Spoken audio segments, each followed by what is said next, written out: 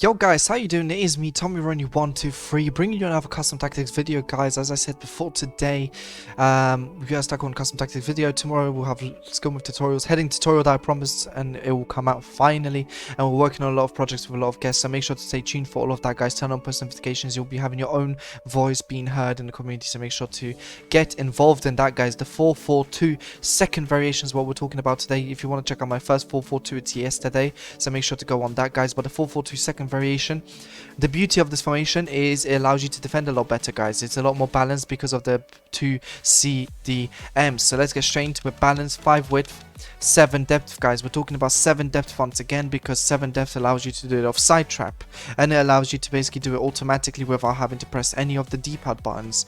And that is the beauty of it, really, guys.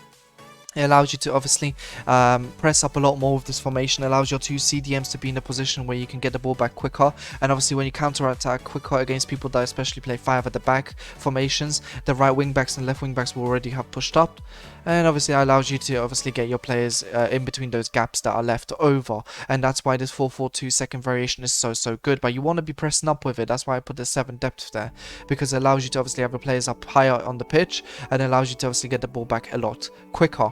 Offensive style, guys, we're going to go with balance, because the 2 CDMs actually in this formation stick a lot closer to your left mid and your right mid, which is perfect because that's exactly what you want to have.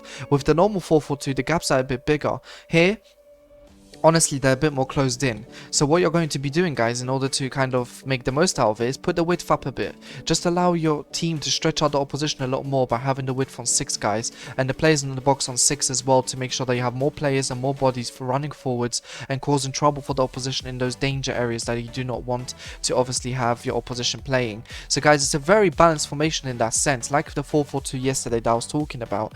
The best way to play 4-4-2 in any variation is always to have it a bit more balanced. So therefore this 4-4-2 second variation is going to have the exact same principle applied to it, guys.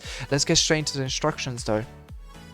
Stay central, stay forward on one of your strikers, and the other one just on stay central. Now guys, I use stay central a lot nowadays, and the reason why I use stay central a lot is because it allows your other players to be overlapping those, meanwhile they are the ones making runs into the box and causing trouble for the opposition.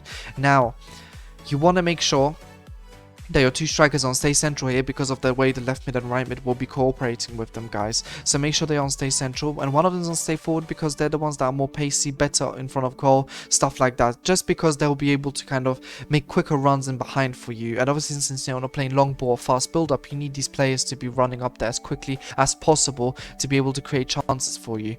Now one of your CDMs is going to be on stay back, cover center, and then cut passing lanes, and the other one's going to be on cut passing lanes and just cover center. Now guys, the reason why they're both on cut passing lanes is because the danger of 4-4-2 is people getting in between channels that you do not want them to get in between.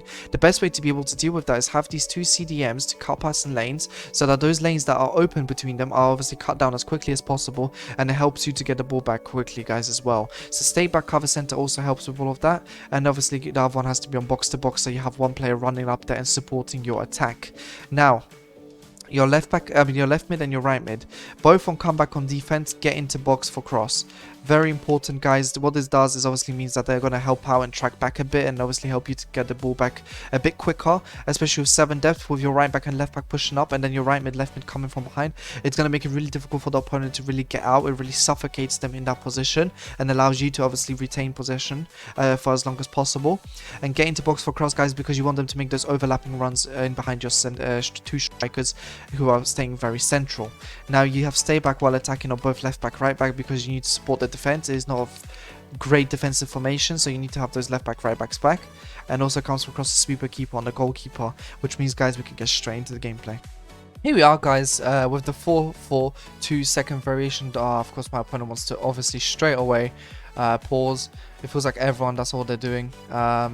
It's very annoying, because it's just like, come on, let's play the game, mate. Let's not make a mess out of this. So let's have a look at this 4-4-2 second variation, guys, and how can I really show you how good it is. I mean, it's the 1-2 passes already, as you can see. It just nearly got the cut in. I wanted to do a cancel la croqueta there, I'll be honest with you guys, just didn't work out. As I said before, channels is where your danger is going to be. So you need to know the weaknesses of every formation, guys. I always say it on every one of my videos. You need to know what the weakness of your formation is that you're using, because if you don't, then you won't know how to obviously deal with anything that's coming your way. The problem with the 4-4-2, like I said, is these channels in behind the CDMs. Once they get in there, it's pretty tough to deal with. So you want to make sure, like I said before, they're cutting off the passing lanes. You're not allowing your opposition behind your 2 CDMs, which is, like I said, the danger zone. The danger zone in this formation, guys, as we're facing this guy. Let's have a look at his formation that he'll be using. The 4-1-2-1-2, which is very good as an example against the 4-4-2 second variation, because you'd think that the 4-4-2 would struggle because of that space in the middle that the 4-1-2-1-2 can occupy. But let's show you just how good this 4-4-2 can be in reality, as he takes off Draxler very wisely, to be honest, for Bailey. I think that's Team of Season Bailey. That was really poor from me. And obviously, once again, it's these channels here, guys. It's these channels. You have to be able to be very smart there and patient with your defending. Do not rush out. Be smart about it. As we do a very nice heel-to-heel flick there with Iñaki, who's constantly running. Look at him. He's not letting go. Look at that. Beautiful. Carrasco. Oh, nearly got past Sake there. It was pretty obvious what I was trying to do there. That should be offside. I think I played offside trap perfectly. I didn't, apparently. Wait, what? What foul? I got the ball. How else do you think the ball moved? Unreal. These referees, honestly, there's something wrong with them sometimes. The ball literally moved. Unreal.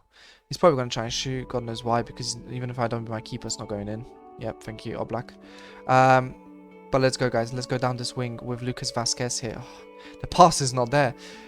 The passing motion was not there from Jesus Navas as we block off Ben Yedder there. But once again, like I said, patient defender. But look at this 1-2 passing that you're allowed to basically do as soon as you get into those positions. I'd say, guys, do not rush to get into that position. Yes, it's nice to be in a position where you can do them 1-2 passes. But like I said, you need players to catch up and get involved, guys. You really need your right mid and your left mid pushing up. And it might take them sometimes, but here we go, see? It's a lot better when you can build it up and get your left mid, right mid involved, because now it stretches out the opposition. You cannot use that Walker inside. And if he tries, I get the ball back to Fekir. And Fekir can obviously play it to Iñaki. Iñaki can cut in. Very badly, though. I was thinking he was going to do a scoop turn, guys. I'm not going to lie to you. So that was really poor. If he does a scoop turn, that's a goal. Automatic goal. As we have Carrasco here. Get blocked off. Lucas Vasquez, get blocked off by Roussillon. Guys, this formation requires you to be patient. I think both defensively and attacking. What you'll notice a lot is that sometimes you'll feel like you don't get pressured by this whole thing where you feel like you don't have enough men forwards or backwards, and you feel like you're constantly like understaffed, to put it one way. You know, like here, for example, obviously your one choice is to do a 1-2, which we get away with because the opponent nearly read it. But that's okay. Look, Lucas Vasquez is making that run. Lucas Vasquez is getting himself involved. We can... Once again, I asked for the La Croqueta and it doesn't do it. Passing lanes are the danger here. Can I get that? I cannot get there. We can get that though. Beautiful. Get it forwards to one of your strikers, then wait for the winger to come. Bang.